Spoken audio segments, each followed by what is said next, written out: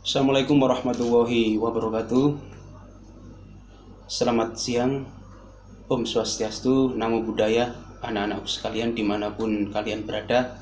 Kembali lagi pada channel yang sama seperti hari yang lalu.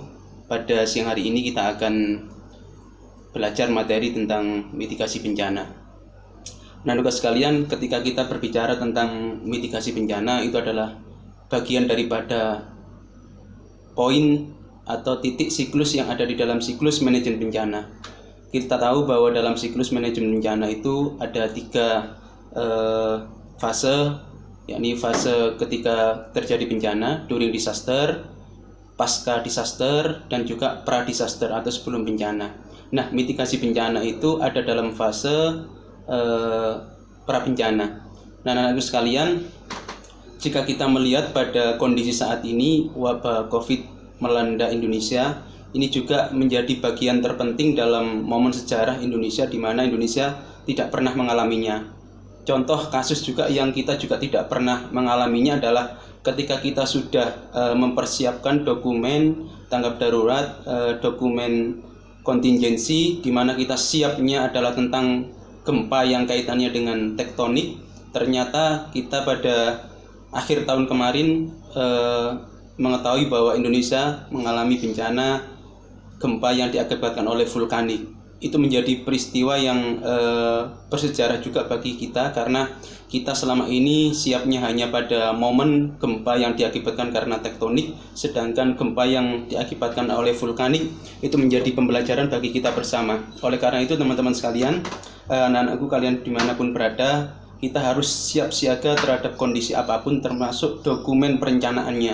Nah, kita ketika berbicara tentang dokumen perencanaan, anak-anak sekalian, bahwa di Indonesia ini kalau kita lihat hampir setiap hari gempa yang diakibatkan oleh bencana gempa tektonik itu hampir tiap hari terjadi, entah yang skala Richternya 2, sekian sampai 5, sekian, itu hampir sering terjadi. Tapi coba kemarin ketika kita mengalami bahwa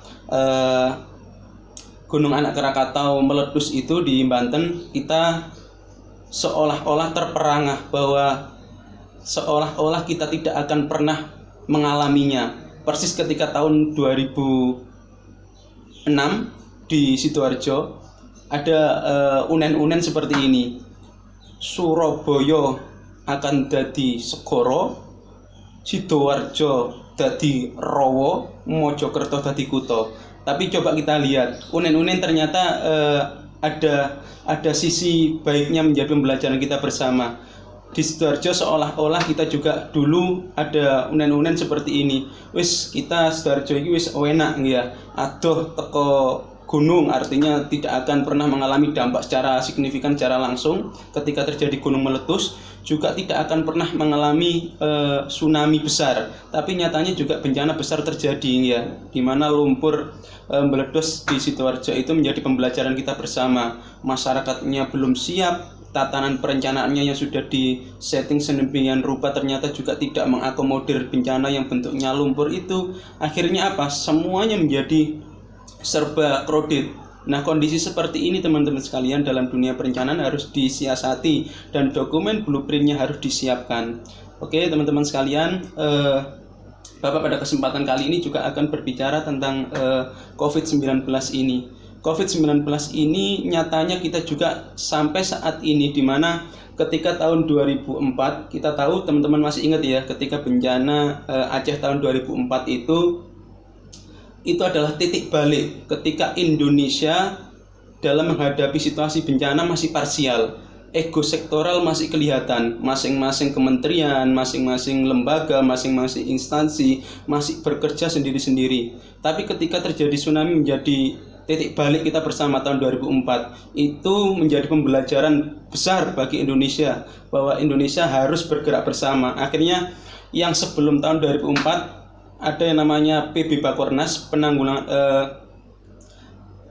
Bakornas PB, Badan Koordinasi Nasional Penanggulangan Bencana, yang sifatnya parsial, sehingga tahun 2007 kita semua sadar terbentuklah yang namanya Badan Nasional Penanggulangan Bencana, sehingga upaya pembentukan badan ini bertujuan agar yang sifatnya parsial itu tadi menjadi bersatu, dan ketika ada sesuatu bencana kita menjadi aware, peduli terhadap sesama. Nah, coba kita lihat teman-teman sekalian, tahun 2007 itu menjadi titik balik bersama Indonesia. Tujuannya adalah yang dulu adalah ketika terjadi bencana itu adalah responsif, reaktif. Nah, sekarang harus sifatnya adalah preventif, pencegahan. Itu adalah tujuan utama. Tapi nyatanya coba kita lihat sekarang, ketika terjadi wabah COVID-19 ini, Indonesia ternyata juga yang dulunya tahun 2007 sudah mulai direncanakan, ternyata juga masih sifatnya crowded. Coba kita lihat, yang dulu direncanakan ini sifatnya preventif, tapi nyatanya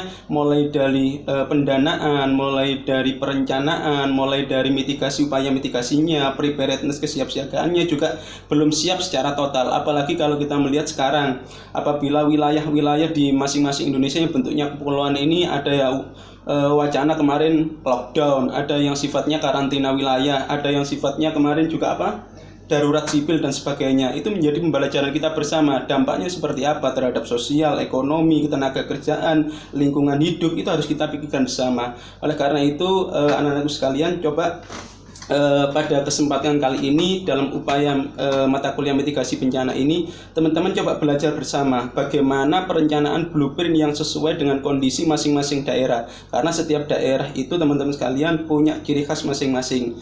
Tugas teman-teman sekali lagi gak macem-macem ya, pokoknya caring ngerti ya, panas-panas. Sing loro WC, cari koncoku, WC iku ternyata bahasa kerennya CTPS, cuci tangan pakai sabun. Yang ketiga adalah nek tekon dindi adus rek ya, kelambine ganti. Wis cukup sekian, wono kromo udan deres, pangeran sing bales. Assalamualaikum warahmatullahi wabarakatuh.